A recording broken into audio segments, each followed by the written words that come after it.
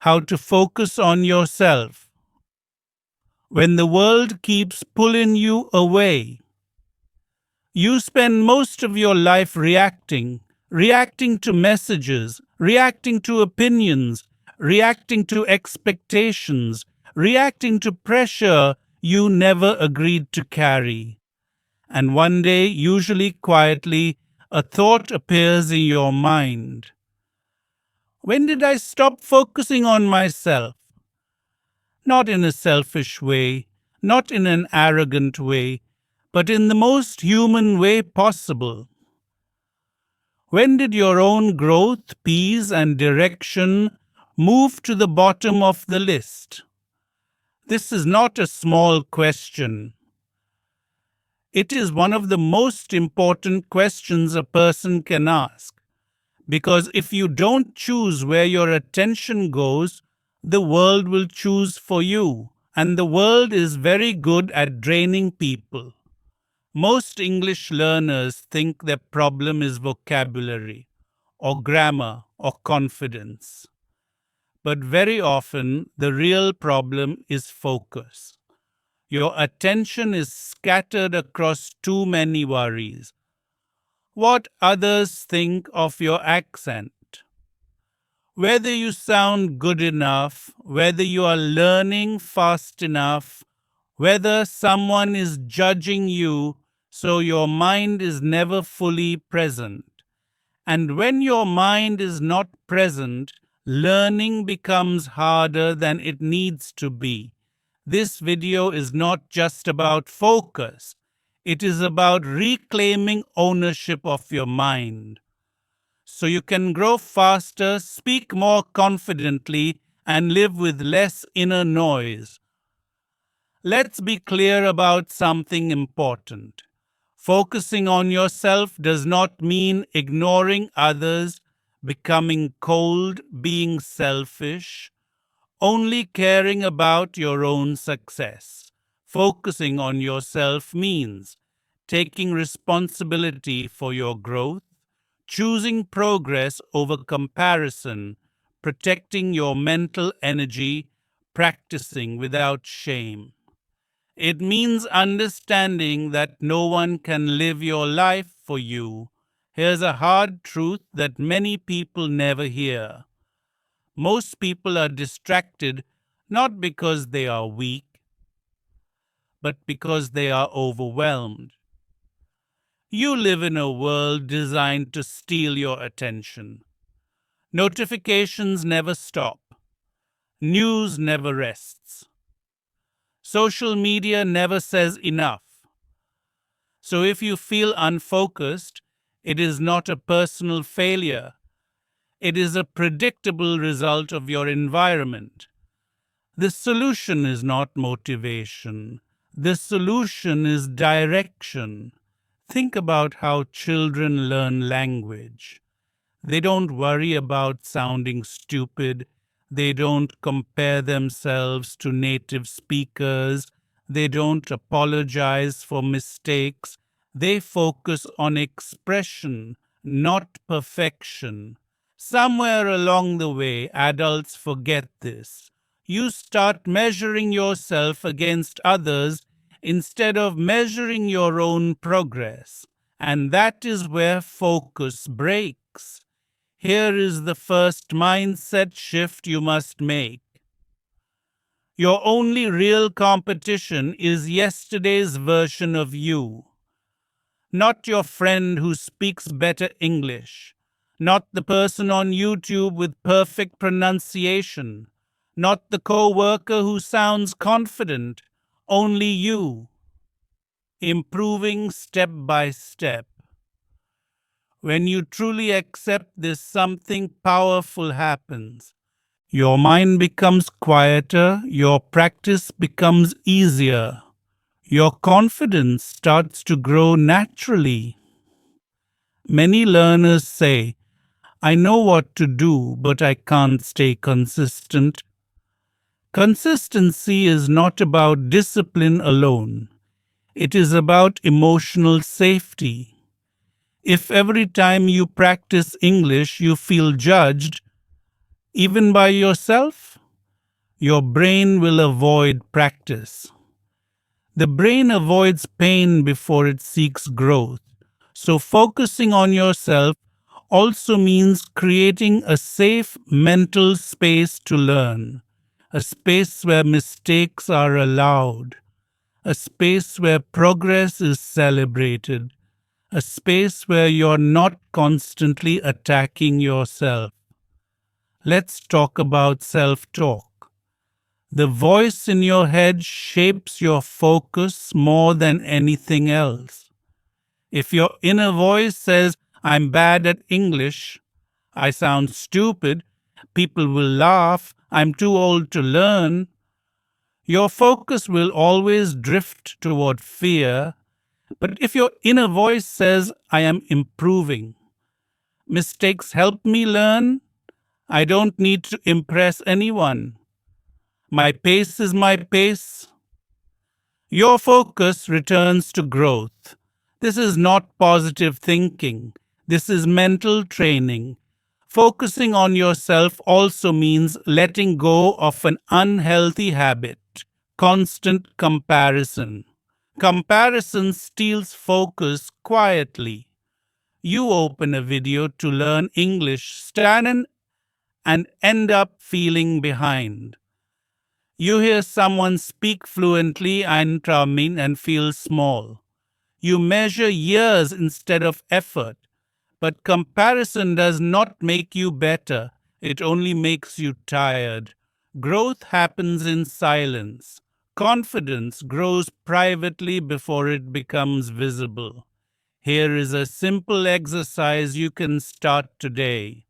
At the end of each day, ask yourself one question. Did I improve even 1% today? Not perfectly, not dramatically, just 1%. One new word, one sentence spoken out loud, 1 minute of listening, one moment of courage. That is focus. For English learners especially, focusing on yourself means practicing for clarity, not approval.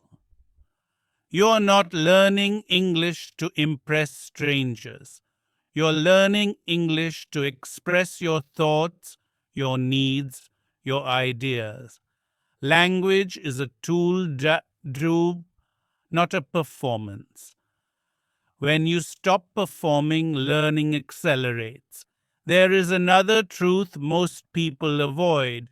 You cannot focus on yourself while constantly explaining yourself to others.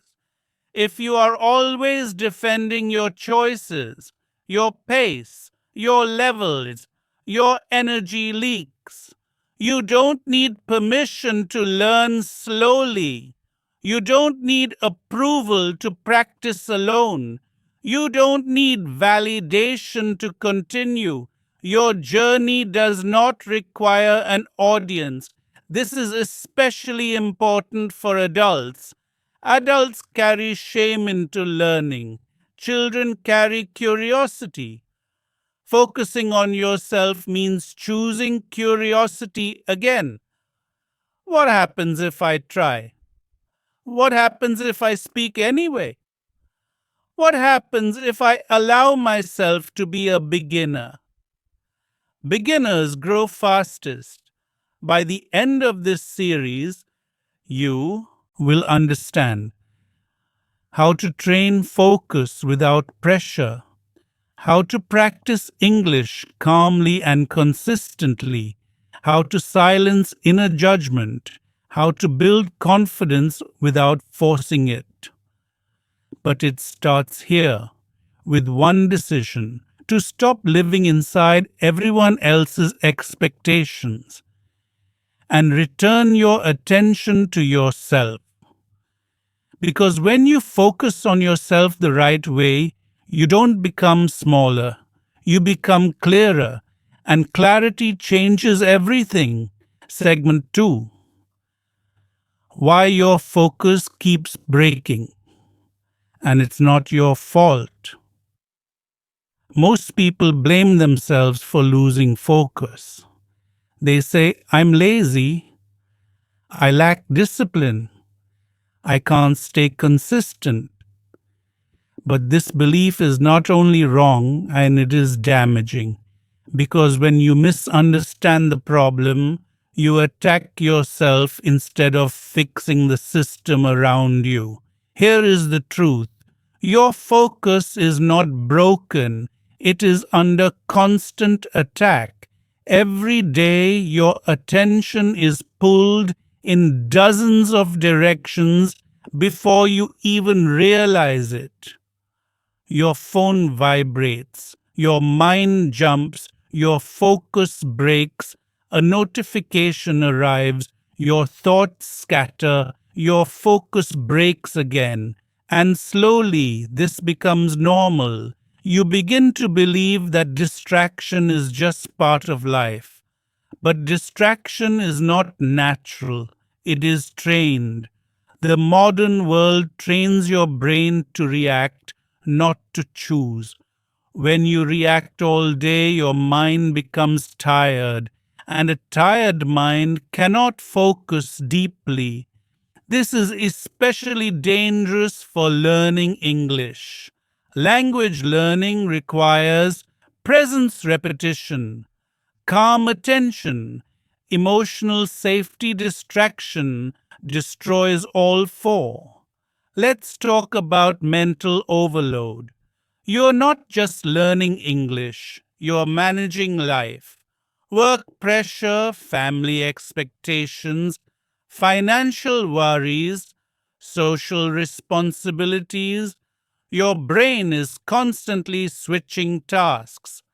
Task switching feels productive, but it is exhausting. Each switch leaves behind mental residue. So when you finally sit down to practice English, your mind is already crowded.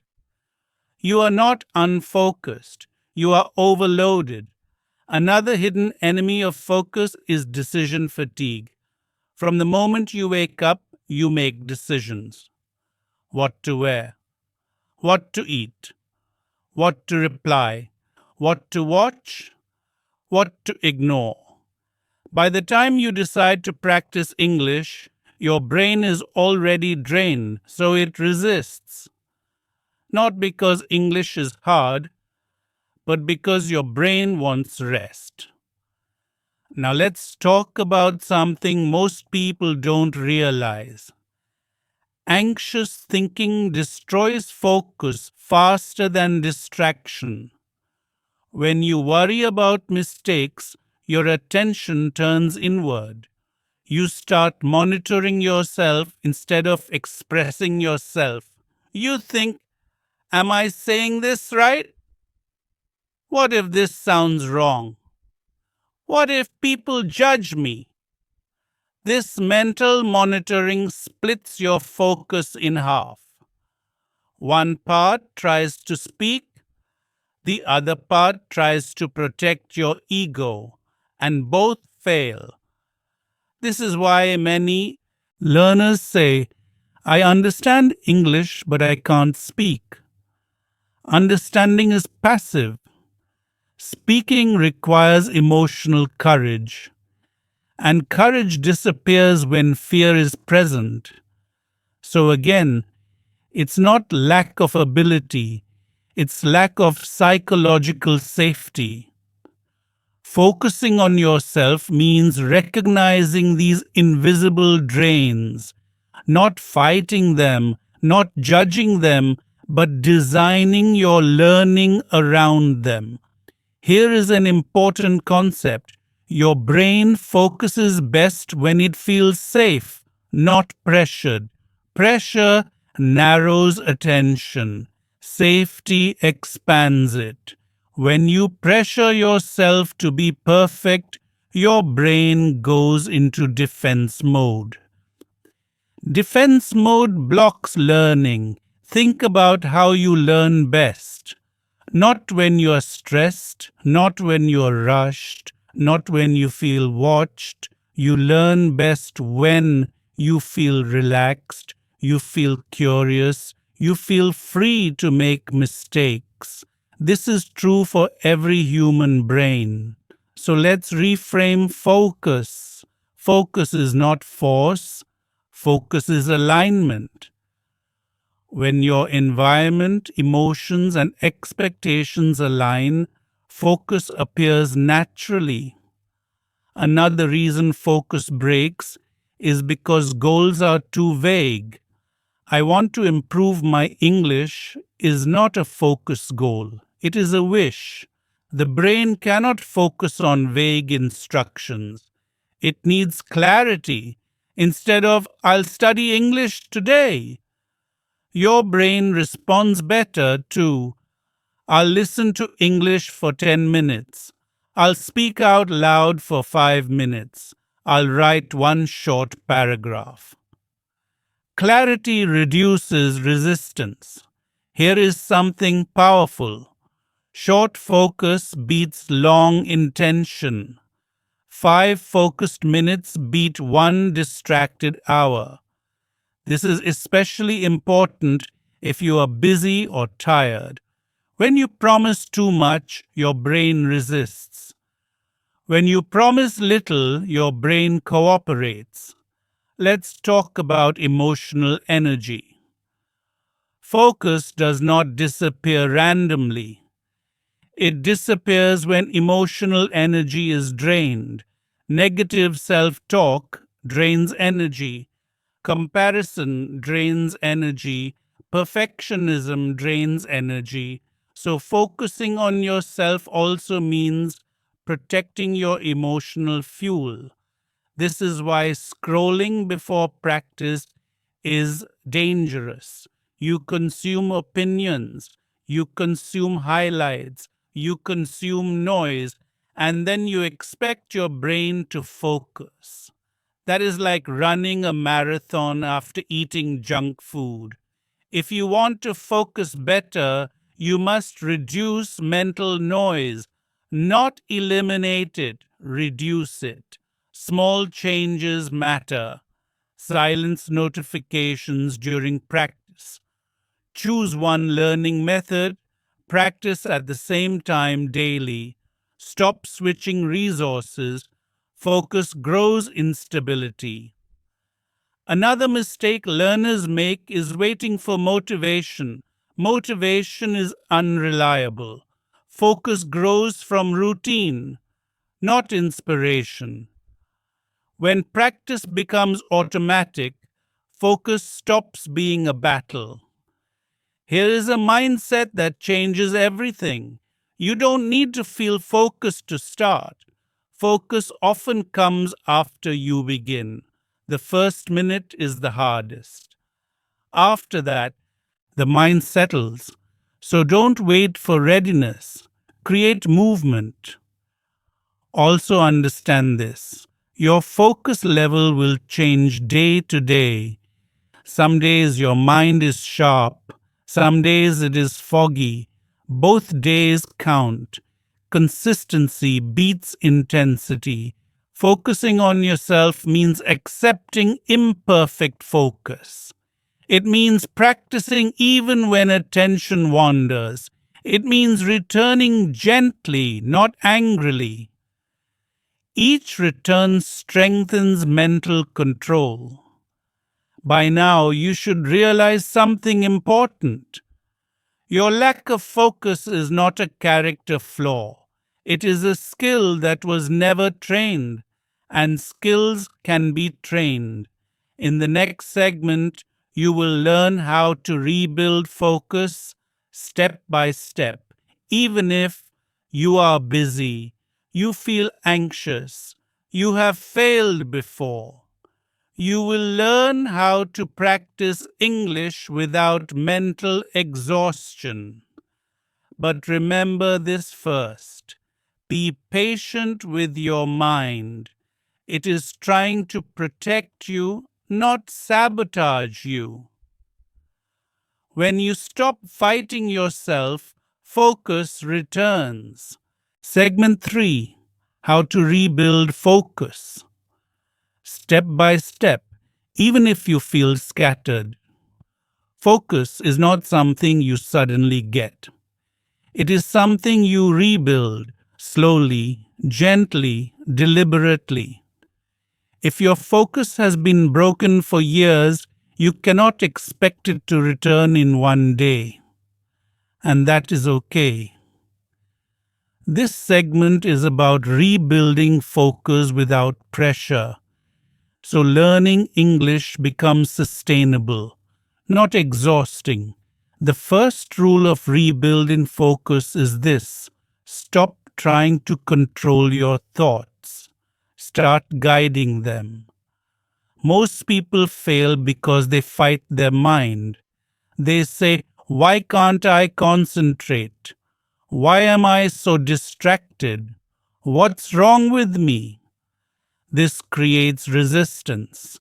The mind becomes tense. Focus disappears even more. Instead, think of your mind like a child. If you shout at a child, they resist. If you guide them calmly, they follow. Your attention works the same way. The second rule is one task at a time. Multitasking feels productive, but it weakens focus. When learning English, your brain must do several things: understand meaning, process sound, recall words, form sentences. If you add extra tasks, checking messages, switching tabs, your focus collapses. So when you practice, do only one thing: listen only, speak only, read only. This single task approach is powerful. Let's talk about time. Many learners think, "I need long hours to improve." This belief creates pressure. Pressure kills focus.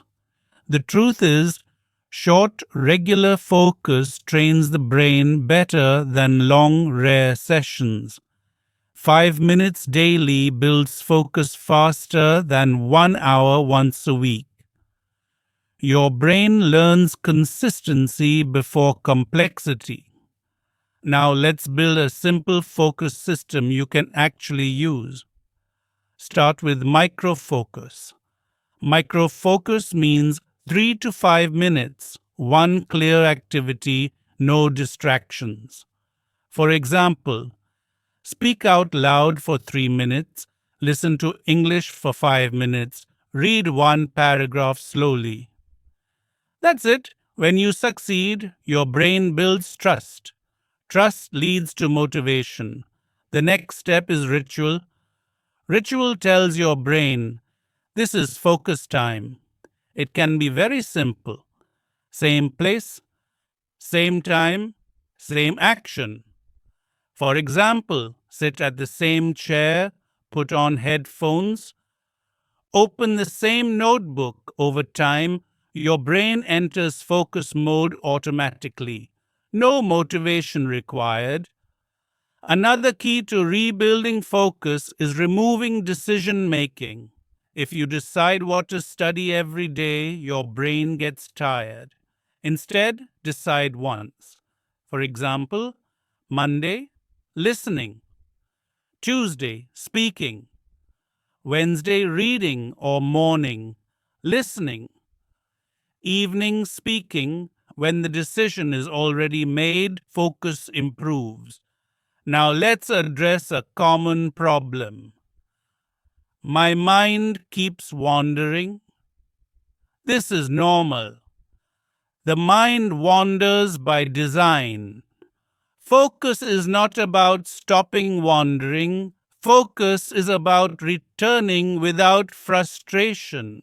Each time you bring your attention back, you strengthen focus. Think of it like training a muscle. Wandering is the weight. Returning is the exercise.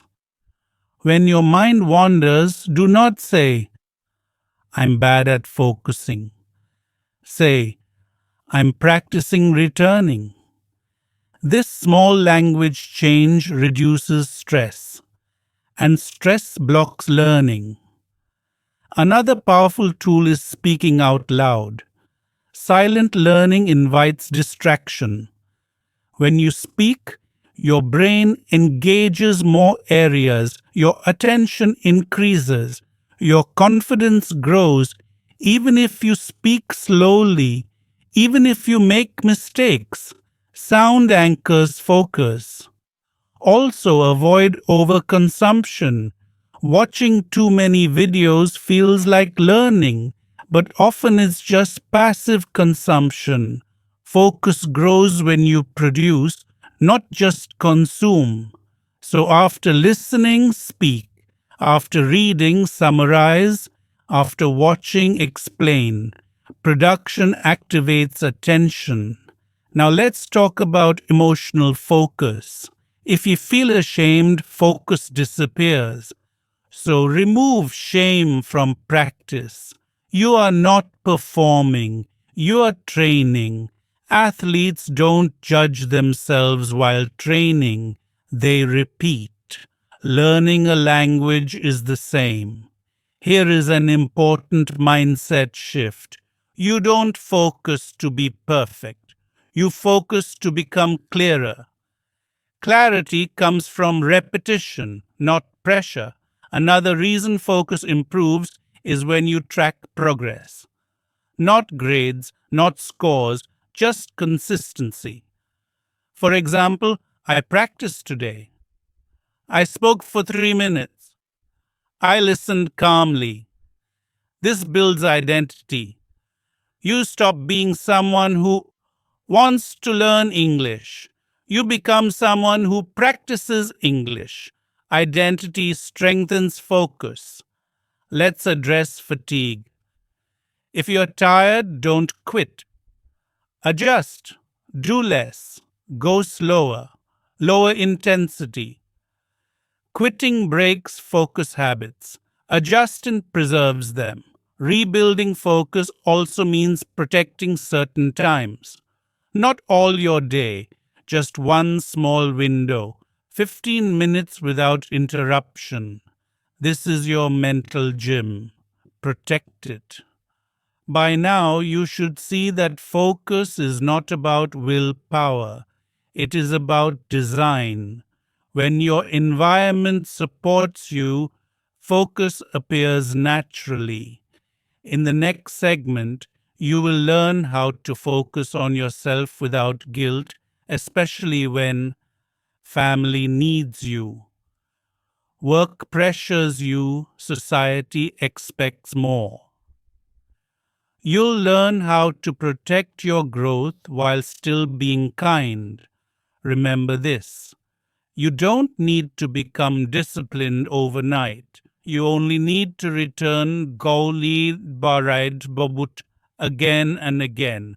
That is how focus is rebuilt. Segment 4. How to focus on yourself without guilt, even when everyone needs you.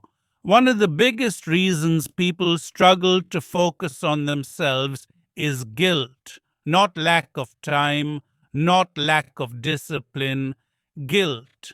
Guilt for resting, guilt for learning, guilt for choosing yourself, even for a few minutes.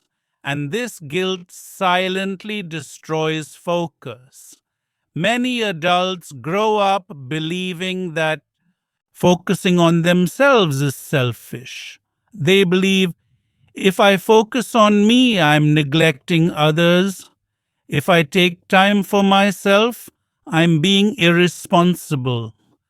If I prioritize my growth, I'm being arrogant. But this belief is not wisdom, it is conditioning. Let's be honest.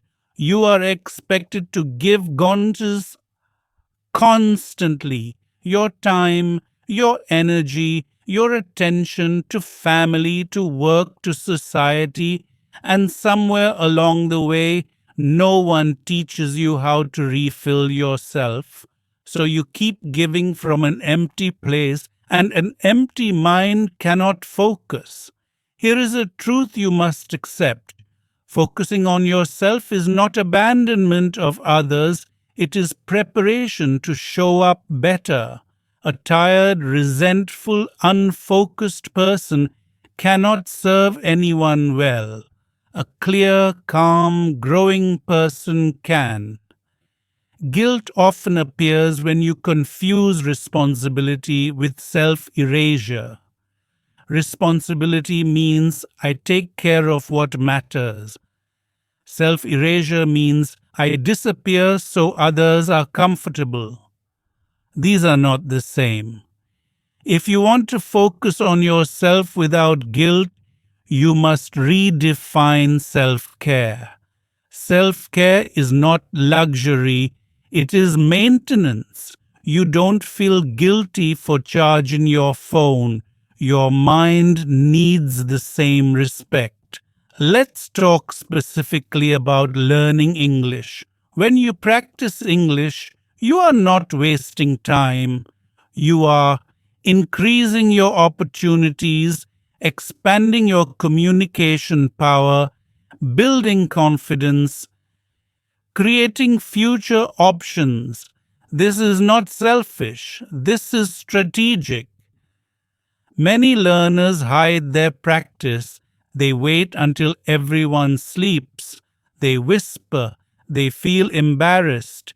This secrecy trains the brain to associate learning with shame. Shame kills focus. You don't need permission to improve. Another guilt trigger is comparison. You see others doing more. You think, they're working harder than me. They're sacrificing more. I'm falling behind. But you don't see their exhaustion. You don't see their inner struggles. You only see results. Focusing on yourself means leaving this invisible race. Here is a powerful boundary. You're allowed to grow quietly. You don't need to announce your goals. You don't need to justify your pace. Silence protects focus. Now let's talk about time guilt. You feel guilty for spending 15 minutes learning English, but you don't feel guilty scrolling for 30 minutes. Why? Because learning challenges your identity. Scrolling does not. Growth feels uncomfortable before it feels rewarding. Focusing on yourself requires emotional maturity. It means tolerating discomfort without escaping. It means saying, this is good for me even if it feels unfamiliar. Another important point, you don't need to focus on yourself all the time. You only need a small protected space, a daily window, even 10 minutes. That small space changes your identity. Let's address family expectations. In many cultures, people expect constant availability. If you pause, you feel selfish. But boundaries are not rejection. Boundaries are clarity. You can say, I'll be back in 15 minutes. I need a short break. I'm studying right now. You don't owe long explanations. When you respect your own focus, others slowly follow. Not always immediately, but consistency teaches. Now let's talk about emotional permission. You must give yourself permission to be a learner, not an expert, not a performer, a learner. Learners make mistakes. Learners repeat. Learners sound awkward. This is normal. Guilt also comes from perfectionism. You think, if I can't do it properly, I shouldn't do it at all. This mindset blocks focus. Progress does not require perfection, it requires presence. Here is a grounding thought. You are allowed to be in progress, not finished, not impressive, just in progress. Another way to release guilt is reframing. Instead of saying, I'm taking time for myself, Say, I'm investing in my future clarity. Words shape emotion. Emotion shapes focus. You also need to release the need to explain yourself to everyone. Most people don't need explanations. They need boundaries. When guilt appears, ask yourself one question. Would I tell someone I care about to stop improving? If not, why tell yourself? Focusing on yourself is not about isolating, it is about intentional attention. You can still love others, you can still serve others, but not at the cost of losing yourself. By now, you should feel something shift.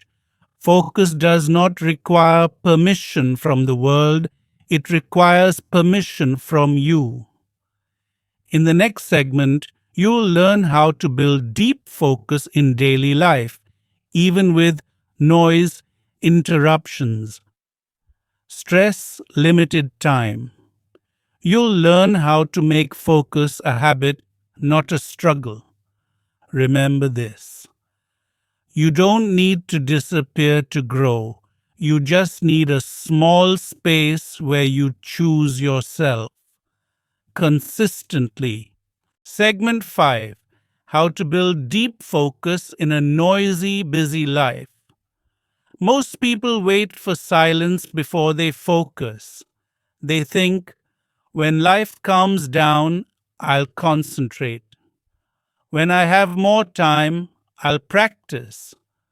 When things are easier, I'll start. But life rarely becomes quiet. So if you wait for perfect conditions, focus never arrives. The real skill is learning how to focus inside noise, not after it disappears. Let's start with an important truth. Deep focus is not created by removing all distractions. It is created by choosing what deserves your attention. Noise will always exist. The question is, what do you respond to? And what do you ignore? Busy lives don't destroy focus. Unclear priorities do. When everything feels important, nothing receives full attention. So focusing on yourself begins with clarity. Here is a simple principle. You can't focus deeply on many things at once, but you can focus deeply on one thing for a short time. That is enough. Let's talk about time again. Most learners overestimate how much time they need. You don't need an hour. You don't need perfect conditions. You need intention. 10 intentional minutes create more progress than 60 distracted ones. Now let's talk about interruptions.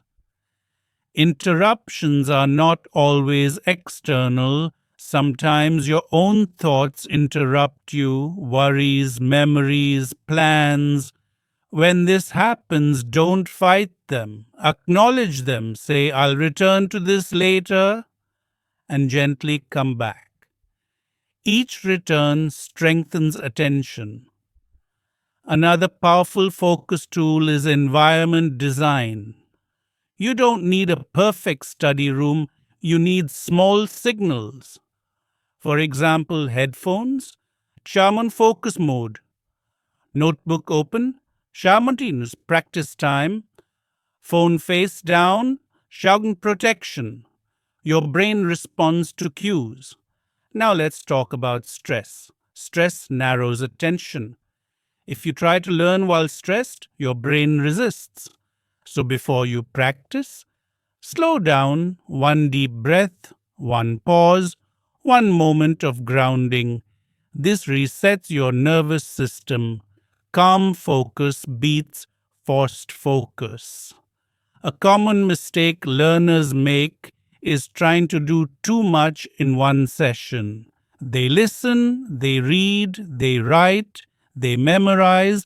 This overloads the brain. Deep focus prefers depth over variety. Choose one skill per session. Now let's address technology. Your phone is not evil, but it is powerful.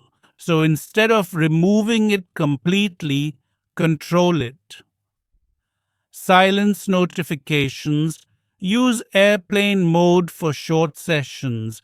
Set boundaries. Technology should serve your focus, not steal it. Another key to deep focus is predictability. If your practice happens randomly, your brain resists. If your practice happens regularly, your brain cooperates. Same time, same pattern, even if short. Let's talk about fatigue. Some days you will be mentally tired. Deep focus doesn't mean pushing harder. It means adjusting. Lower the difficulty, shorten the session, slow the pace. Consistency matters more than intensity. Another important idea: focus improves when learning feels meaningful. If you study random material, attention drops. If you study language you actually use, focus increases. So personalize your learning. Learn words you need. Practice sentences you say. Listen to topics you care about. Relevance fuels focus. Now let's address self-judgment again. Judgment interrupts focus. If you criticize yourself while learning, your brain shuts down. Replace judgment with observation instead of "I'm bad at this." Say, "This part needs more practice." Neutral language keeps attention open. Here is a powerful habit. End each session with success. Stop while you still feel okay.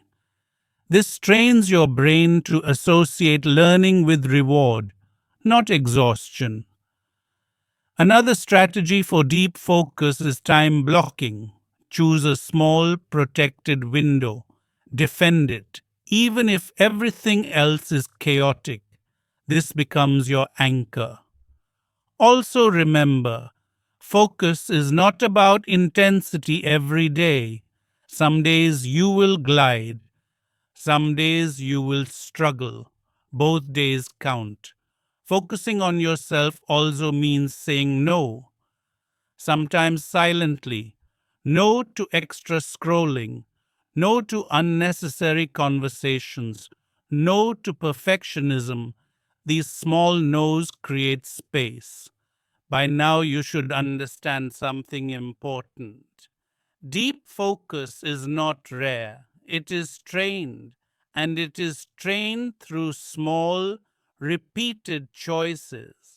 In the next segment, you will learn how focusing on yourself changes your confidence, speech, and identity.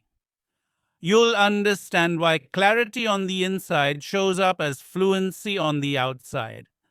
Remember this: you don't need a quiet life to focus.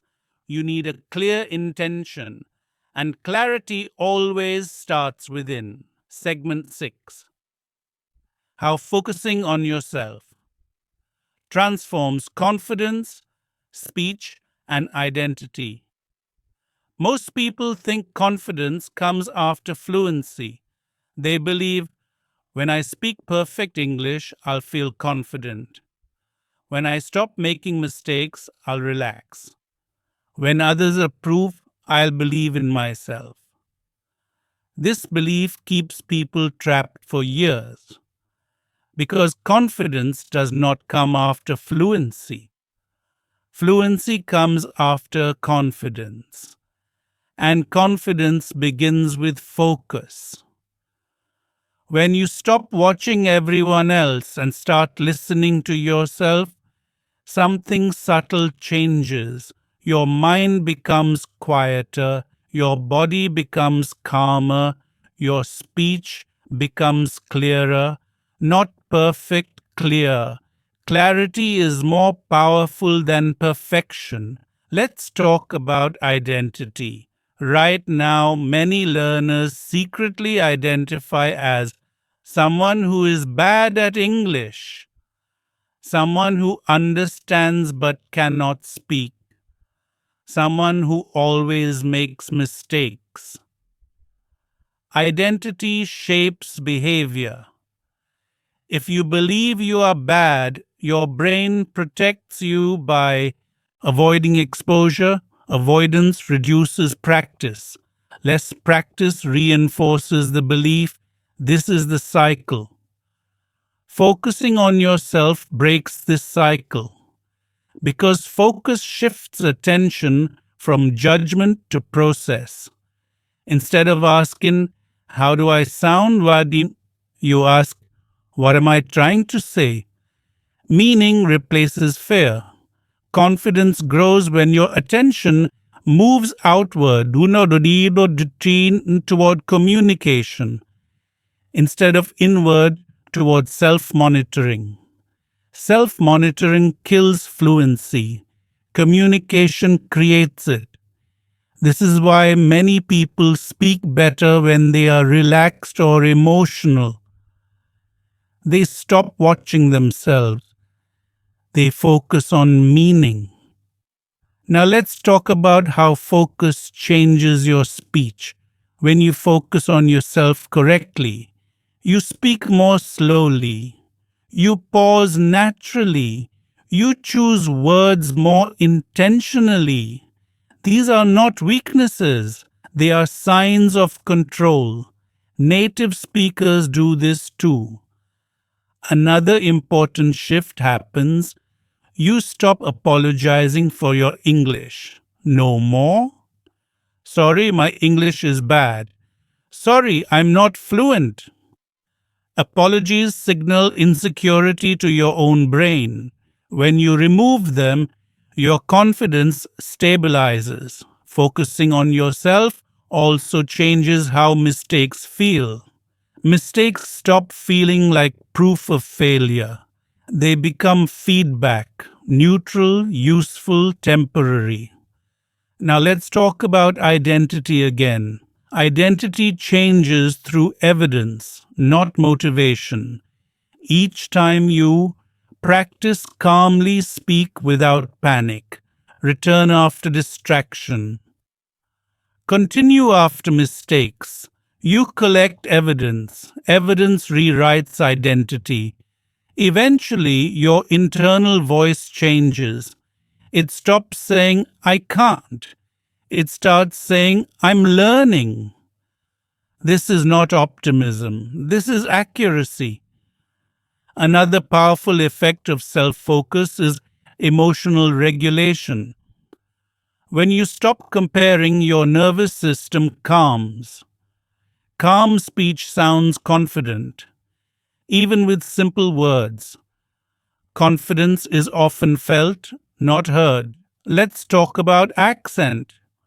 Many learners fixate on accent.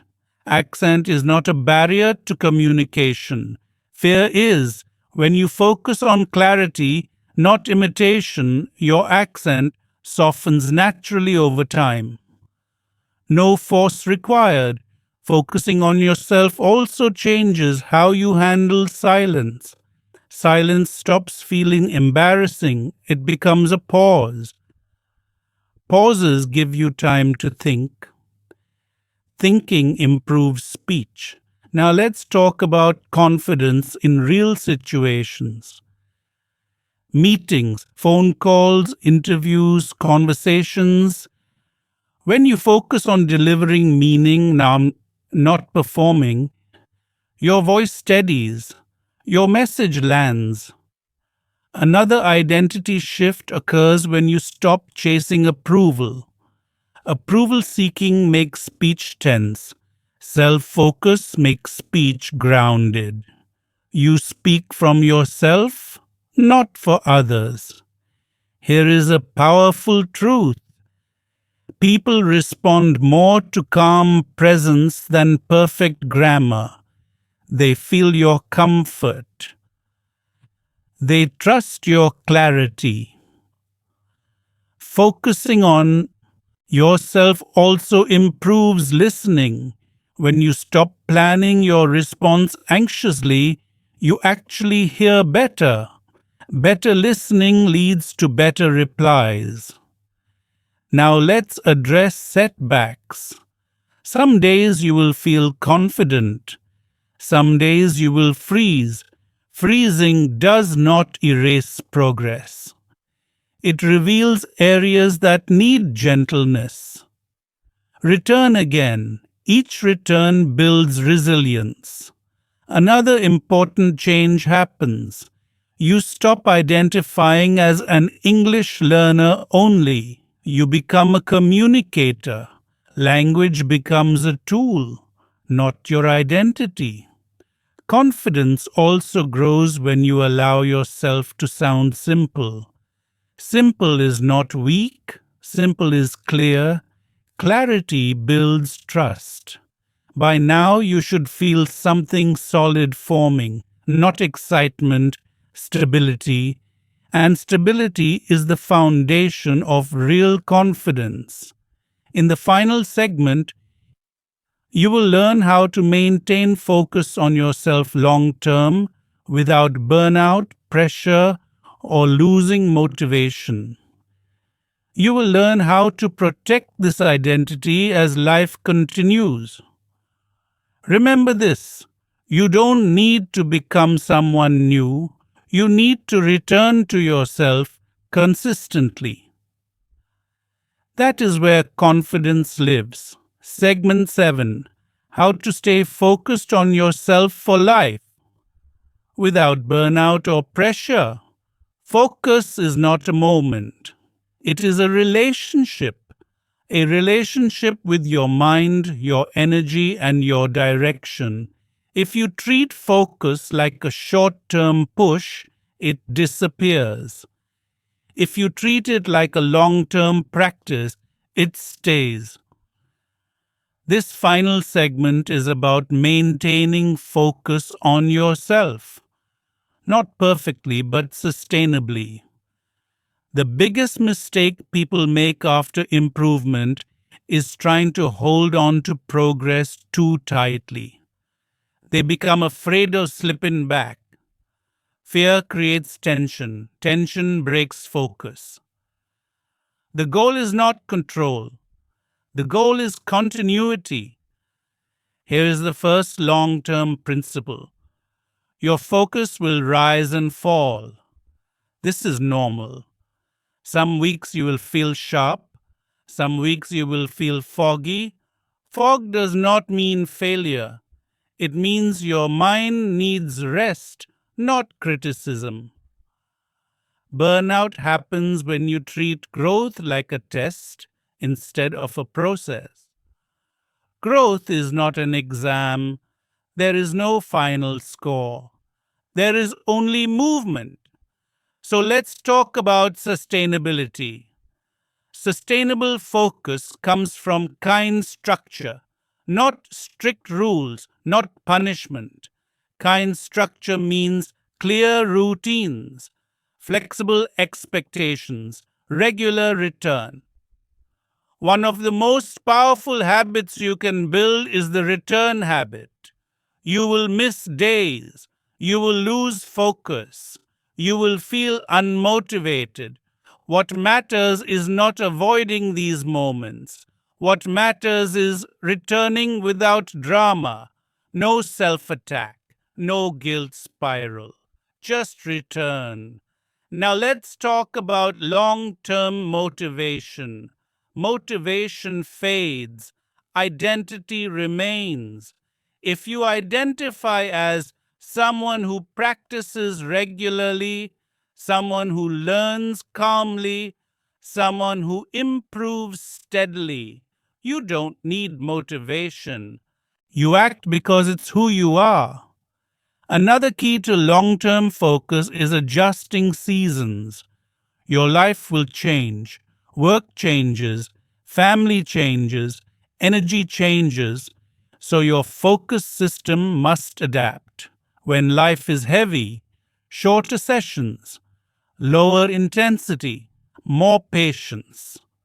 When life is lighter, deeper sessions, more challenge. Adaptation prevents burnout. Now let's talk about mental hygiene. Just like physical hygiene, your mind needs regular cleaning. Mental clutter builds up from news comparison, negativity, overthinking. If you don't clean it, focus suffers. Simple habits help. Silence before sleep. Fewer inputs, more intentional consumption. Protect your attention.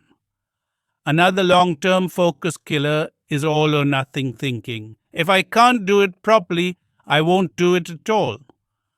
This mindset destroys continuity. Progress is built on partial effort. Partial days still count. Focusing on yourself also means redefining success. Success is not perfect English, constant confidence. Zero fear. Success is returning after fear. Speaking despite imperfection. Practicing even when unsure. This definition keeps focus alive. Now let's talk about self-trust. Self-trust grows when you keep promises to yourself. Small promises. I'll practice for 5 minutes. I'll speak one sentence. I'll listen calmly.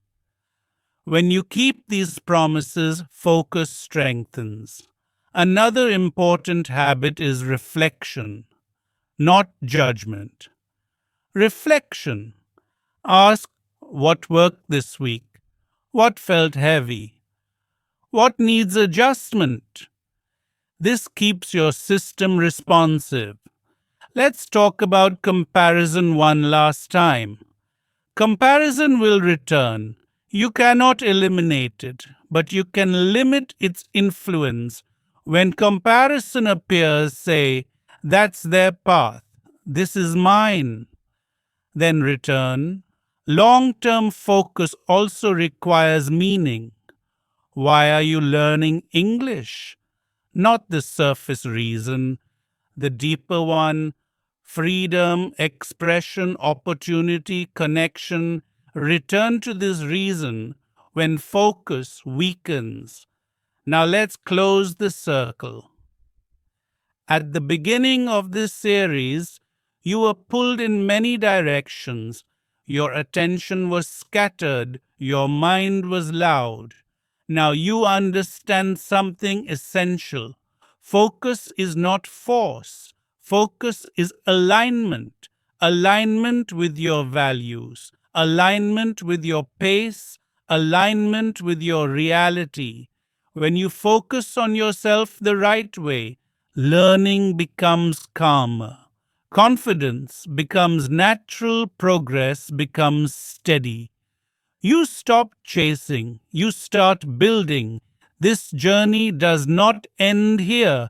It continues quietly, daily, imperfectly, and that is exactly how real change happens. Remember this final thought.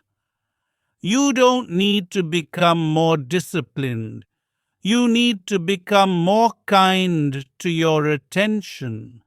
Kindness creates clarity. Clarity creates focus. Focus creates growth.